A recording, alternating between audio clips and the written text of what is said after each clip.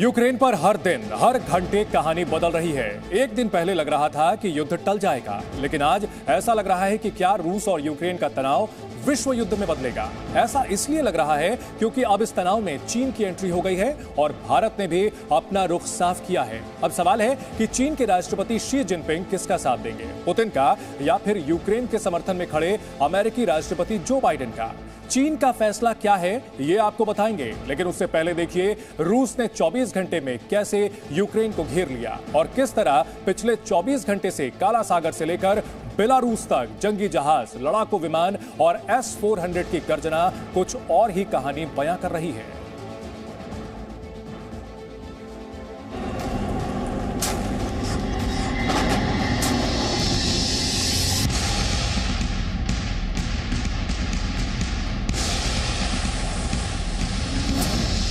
Biden की धमकी, Putin का धमाका।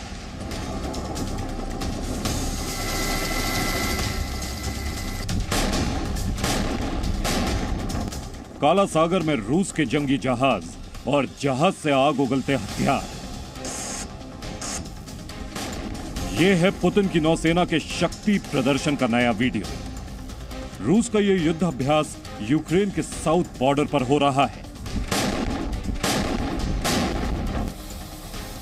अब इस आवाज की गूंज सुनिए। यह गूंज रूस के एयर डिफेंस सिस्टम S-400 की है,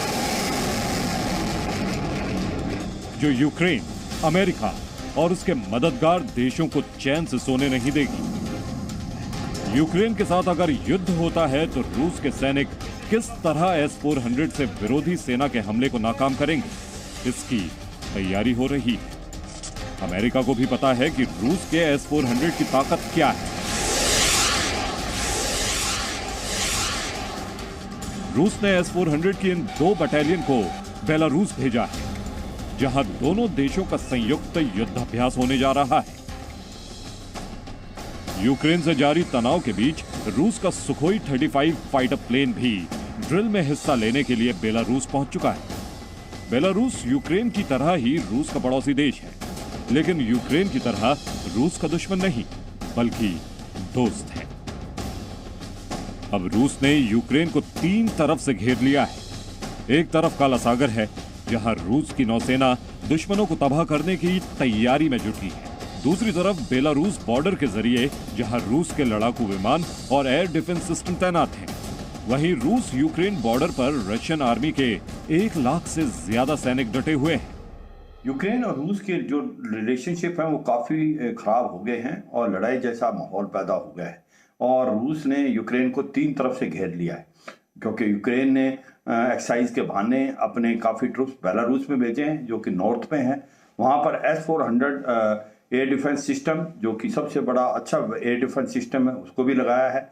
तो एक माहौल जो है बिल्कुल लड़ाई जैसा पैदा हो गया है और एक मुझे लगता है कि रूस बहुत प्रेशर डाल रहा है। यूक्रेन को लेकर अमेरिका रूस के खिलाफ जितना सख्त रुख अपना रहा है, व्लादिमीर पुतिन उतनी ही सख्ती के साथ पलटवार कर रहे हैं।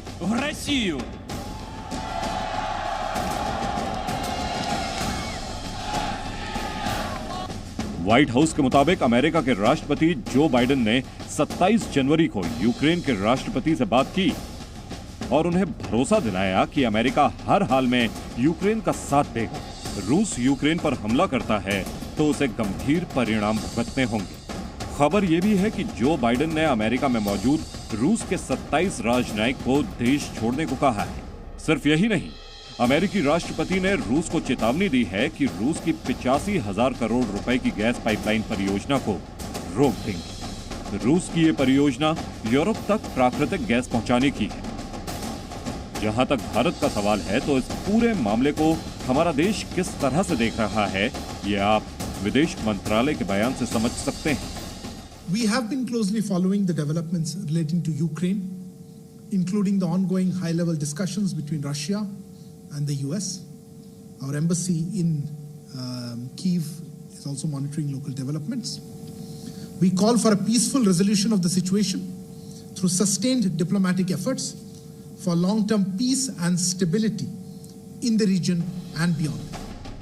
यूक्रेन से विवाद में न पुतिन झुकने को तैयार है न बाइडेन रुकने को तैयार, और उस पर से अब चीन की एंट्री भी हो चुकी है। तो अब क्या होगा? युद्ध टलेगा या तनाव वर्ल्ड वॉर में बदलेगा? ब्यूरो रिपोर्ट, जी मीडिया।